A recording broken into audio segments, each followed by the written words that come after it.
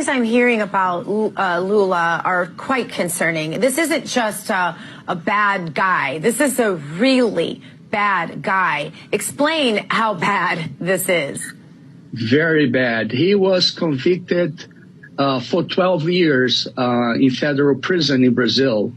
And he spent short of 600 days in prison when the Supreme Court of Brazil said there was a mistake during the criminal procedure.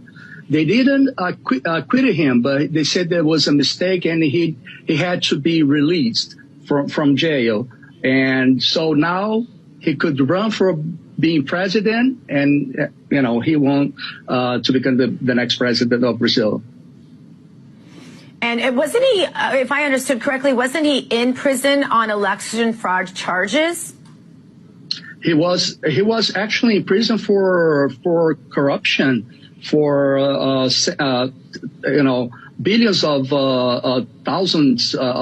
billions of dollars being spent in other countries. For instance, he built a seaport in Cuba using Brazilian taxpayers' money. He built a subway in Caracas, Venezuela, using Brazilian taxpayers' money, where a lot of the big cities in Brazil don't have their subway system of their own. So he was bribing the legislative representatives in Brazil to pass out the laws that he wanted to pass.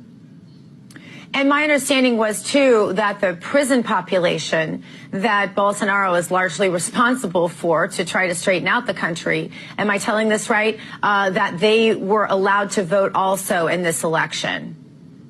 They were allowed to vote. And not only that, once they learned that Lula won the election, they had a video from inside a lot of jails in Brazil. They were all celebrating. All the criminals inside the prison were all cheering, high-fiving each other when they